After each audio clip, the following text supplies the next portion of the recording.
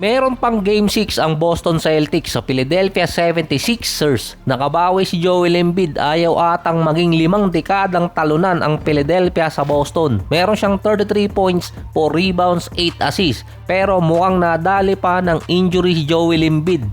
Natapos naman ni Embiid yung game kaso mukhang bumabalik yung mga tumamang injury dito kay Embiid na ininda niya dati na matagal. Sa Boston naman parang nawala yung mga kasama ni Tatum at Brown.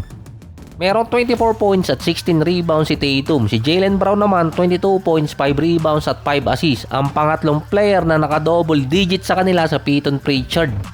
May chance pa rin ang Boston na tapusin yung series sa Game 6 or hindi na talaga pagbigyan itong Philadelphia.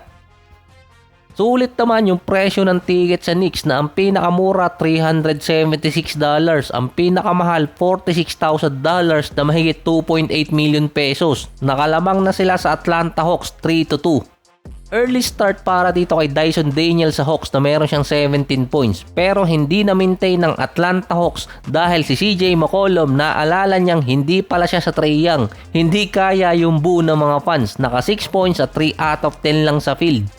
Sa Knicks naman, si Jalen Bronson, 39 points, 3 rebounds, 8 assists. May chance din ang Knicks na tapusin ang series sa home court ng Atlanta at kung sino na lang ang unang makapasok sa kanila ng Boston dahil sila ang magtatapat din sa susunod na round.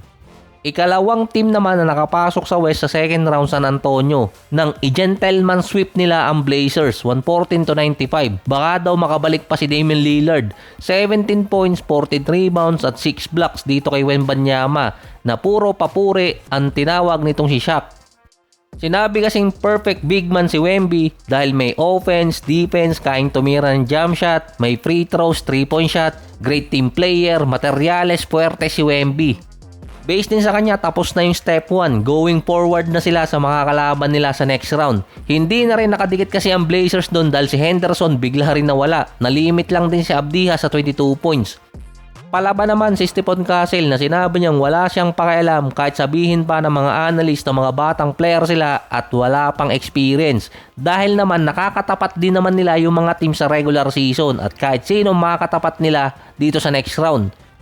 Si Castle merong 16 points, 3 rebounds, 5 assists. Si De'Aaron Fox makakatikim din ng second round na merong 21 points at 9 assists.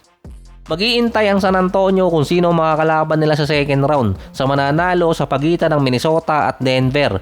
1 win away na lang kasi ang Minnesota at kung sila makakapasok ng second round, huge advantage agad para sa San Antonio dahil dalawang player ng Minnesota ang wala sa lineup.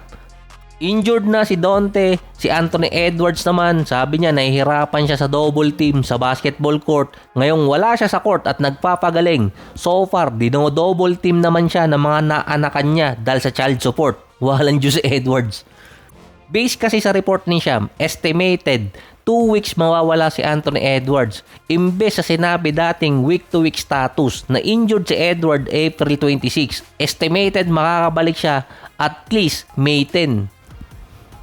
Kung matatapos agad ng Minnesota yung series nila versus Denver versus naman sa San Antonio, posible magsimula ang series nila May 3. Kung aabot naman ang Game 7 nila sa Denver, pwede magkaroon ng May 5 or May 6. Habang tumatagal yung series ng Minnesota at Denver, umiikli naman yung time na pwedeng mawala si Anthony Edwards.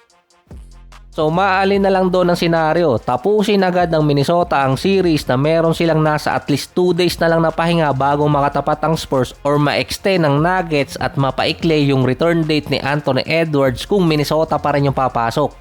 Dahil sa ngayon pa lang kinakampihan na ang San Antonio na sila ang mananalo kung Minnesota ang makakatapat nila sa next round. At kung sakali makakatapat ng San Antonio ang Thunder sa conference finals, sila ang may sabi niyan, sinabi ko lang. Dahil si Nikola Jokic ngayon, inaayawan na ng ibang mga analyst. Tinatawag na siyang iyakin dahil sa inaasta niya sa loob ng court nitong mga nakaraang game. Unusual na para sa kanya.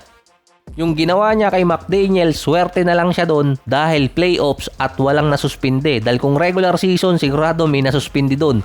Pinagmulta lang din yung dalawang player, si Randle at itong si Jokic. Buti walang nadamay. Hindi talaga umubra si Jamal Murray kapag katapat nila yung Minnesota dahil ngayong season meron siyang 25 points per game. 48 and 43% itong si Jamal Murray, mataas yung percentage niya. Pero sa buong series ng Minnesota ngayon, meron siyang 26 points per game. Ang taas nun, pero lagpak siya pagdating sa field. 37% at 27%, para siyang naging pandemic P. Nakakascore siya ng mataas kaso kailangan niya taasan din yung attempts. Meron siyang nasa 18 attempts per game ng regular season pero sa playoffs meron siyang 22 attempts. Sa series, 3 beses siyang nakascore ng 30 points. Game 1, Game 2 at Game 4. Pero kailangan niyang tumira ng 24 attempts. Sa buong series din, hindi niya pa nami-meet yung at least 48% mula sa field katulad ng ginagawa niya sa regular season at malaki yung chance ng Nuggets na manalo kung si Jamal Murray magkakaroon ng at least 45 and 35%.